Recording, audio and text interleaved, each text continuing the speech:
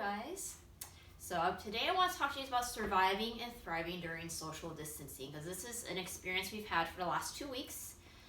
And so before we start, let me just go ahead and introduce myself. So you guys, I am Miss Chan. I am the Gateway Counselor from Monterey Highlands Elementary School with the Alhambra School District. And so let's talk about what has happened, all right? So prior to March 13th, we were all in school. Our parents went to work, and we got to see people in person. But after March 16th, the school closed. Our parents now work from home, and now we have to practice this thing called social distancing. And now we're also doing school online. So essentially, our whole ways of being has completely changed in the last 2 weeks. Right? And so let's talk about social distancing, because that's really the piece that has probably made all these changes happen. Right? And I think a better way of talking about is really using the word physical distancing, because just because we're socially distanced doesn't mean that we stop socializing.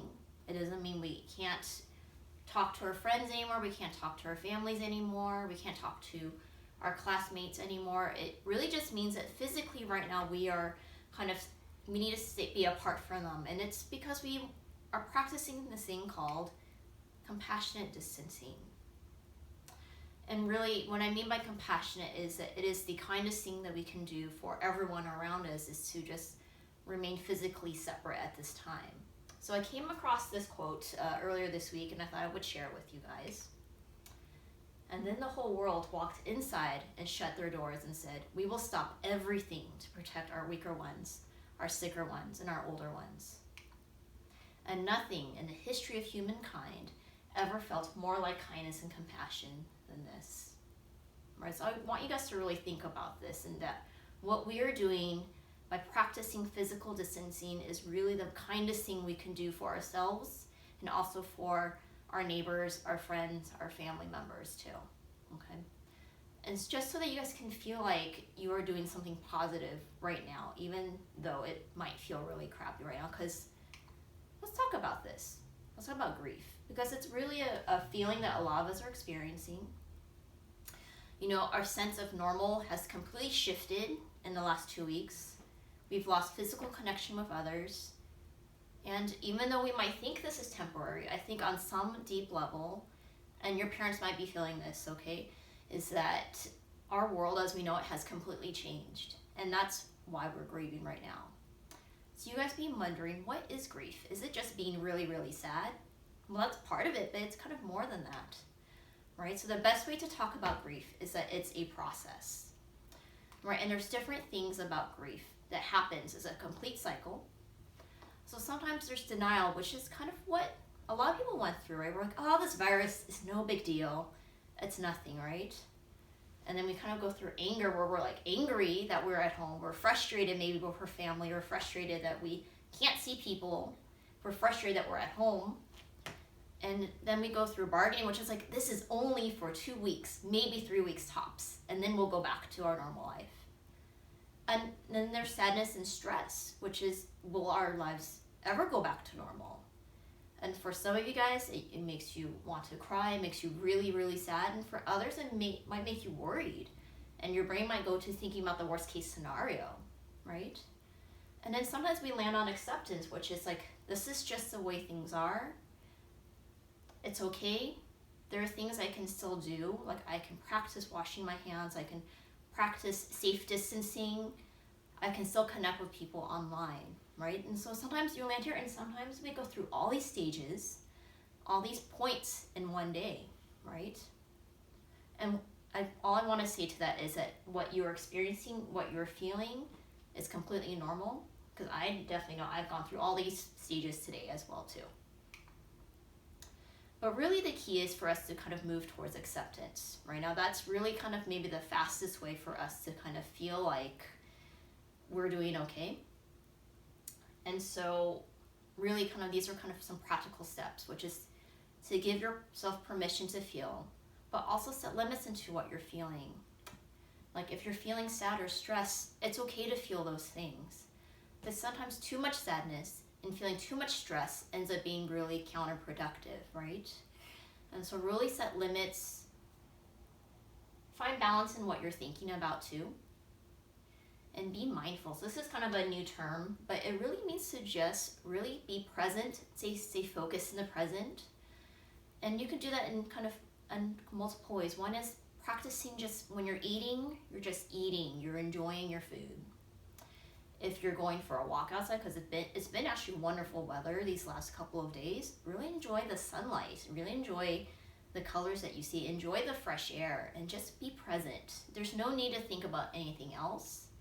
As maybe for you guys too, it's like when you listen to music, you're like totally engaged in the song that you're listening to. Like you know the lyrics, you're reading the lyrics, you're thinking of like rhythm in your head. You might even be like thinking about when you're not listening to music too, but you're completely engrossed in it, right? And be grateful for what you do have. Like we are so lucky that we can connect virtually. We're so lucky that we have these devices that allow us to FaceTime, to do Google Hangouts, to do Zoom meetings, and we can still connect online. Like this is very unique for our situation right now, is that we have all this technology accessible to us. And lastly, be patient and kind towards others, because like I mentioned earlier, we're all grieving, and if we're all grieving, we might be in just different places at different times, and not all of us are in the same place at the same time. So here's some practicals, right? Which is get on a schedule, get on a routine. And I'm going to say is especially since we're now going into spring break, it's super important to get into a routine, to at least have one goal or one thing you would like to achieve each and every day to give purpose to your day, right? The other piece I would say is to limit how much news you're taking in. And this is the thing, like we are so overloaded with information about COVID-19, and I can guarantee you if they find a cure, you will find out about it. It doesn't matter how quickly you access the news, you will find out about it. So if you need to take a break, take a break. And talk about your feelings with someone that you trust. It could be your brother or sister, it could be a friend, it could be your parent, just someone that you trust, right? And definitely go outside and get some sun. It is definitely, the sun has been proven to be something that elevates your mood and decreases your stress, so definitely go outside if you can.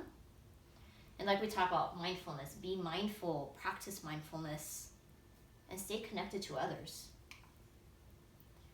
Go ahead and also visit my website too. I create this website just for you guys to access.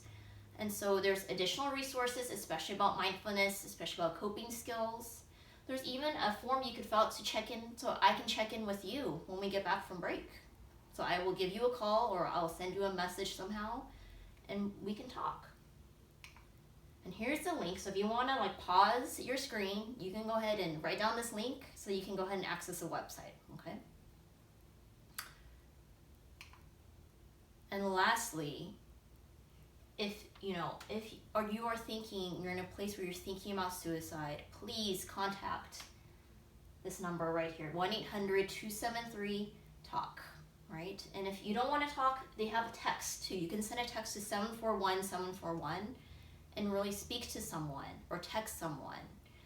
This number works 24/7, meaning it is operating 7 days a week, 24 hours a day, meaning there will be always someone that will respond to you. And if you really want to talk to a peer and you're not in this place, but you want to talk to someone, then you can go ahead and contact the Warm Hotline, 1-855-845-7415. And if it's an emergency, call 911. All right, you guys. Well, thank you so much for listening. Again, you have questions, you can send me an email or you can go back to my website and reach me that way. I hope you have a wonderful break. I hope I get to see you guys soon. And I hope that you guys stay healthy and safe. Bye.